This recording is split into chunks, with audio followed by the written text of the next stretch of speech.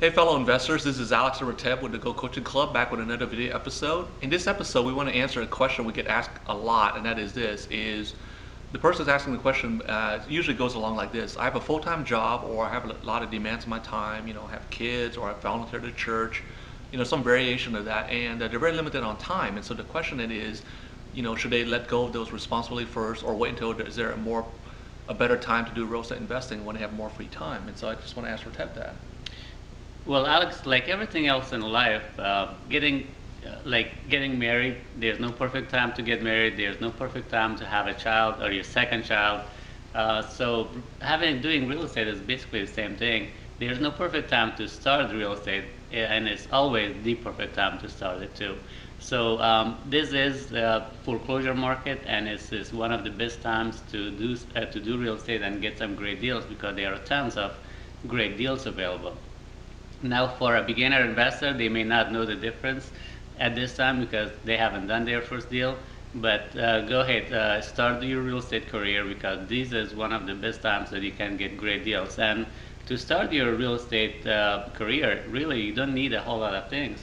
The way I started and the way I would suggest you start is learn enough about real estate so you can get your first deal done, get the knowledge, get the paperwork, and besides that, all you need is a phone and a computer to get all your work done. And so I would suggest you go ahead and get it started so you can have everything else in life that you need to.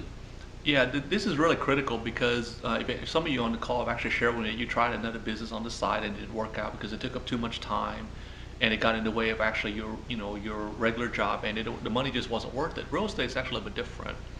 First off, you don't have to do a many transactions to make a lot of money, and secondly, the flexibility is enormous. If you actually compare this, say for example, opening up a kiosk in the mall, or moonlight, anything, all of that requires you to be at a certain place at a certain time for a certain amount of hours. Let's take something simple. Let's not even talk about opening up a restaurant, which is definitely more than a full-time commitment, and I speak from experience for both of us here. But let's just say you just want to open up a kiosk that you see at the mall where you're selling, like little knickknacks or whatever. So even those simple little business opportunity actually cost a surprisingly large amount of money, like $10,000-15,000. Oh, some of them a whole lot more. Plus, you got to be there all the hours Yep. that the mall is open. So, which obviously is very difficult to do if you have a full-time job, even if you're working third shift. With real estate, you can start small, maybe set aside 8 hours a week.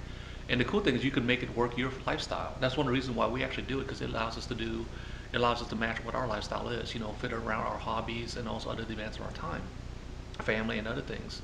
So again, don't get discouraged or don't get intimidated by the fact, oh, I have to have like 30 or 40 hours a week. The way we do real estate investing, in fact, we have a saying, if you're spending anywhere near 30, 40 hours a week in your real estate business, you Yep. probably built it wrong, because it's not a 30, 40 hour business at all. Once it's up and running, if you want okay with doing 1 or 2 deals a month, you're probably talking about maybe 5, 8 hours a week. Yep. And most of the investors we know that do like 5, 10, maybe more deals a month, they don't do 40 hours a week. They usually have staff and they usually build systems to do that. Here's another thing I would recommend you do. First, look at how much money do you need to live a comfortable life, and based on that, let's look at every property you make $25,000 profit per deal.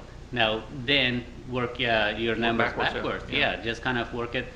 See how many deals do you need to do to make, let's say, $100,000 a year profit. That's net profit after all the expenses paid. So all it takes is 4 deals in the entire year to make $100,000, and that would be that's not going to be a full-time job. That would be almost barely a part-time job. Yeah, so like I said, we have actually a very good friend. What he does a deal. He shoots for a slightly different higher number. He targets deals with $50,000 and above, and then he actually travels about 4 or 5 months out of the year. Yep. So like I said, the business can be as flexible as you want it to be. So again, what we want to encourage you guys is this: don't let the fact you're working a full-time job right now. In fact, I would say more than 2/3 of our clients are working full-time jobs, and it's actually working out quite well for them. And so, definitely don't let that get in the way. And the biggest thing is actually take action, get the knowledge, do the deals, and also like we also encourage you guys. We actually show you guys to do a deal where you don't have to put any money down, which will probably be an episode of a future episode here. So again, this is Alex and Rateb with the Go Coaching Club. Definitely want to encourage you guys, even if you have a full-time job, now is a great time to get involved in real estate investing. Take that first step, and we'll see you guys in a future episode.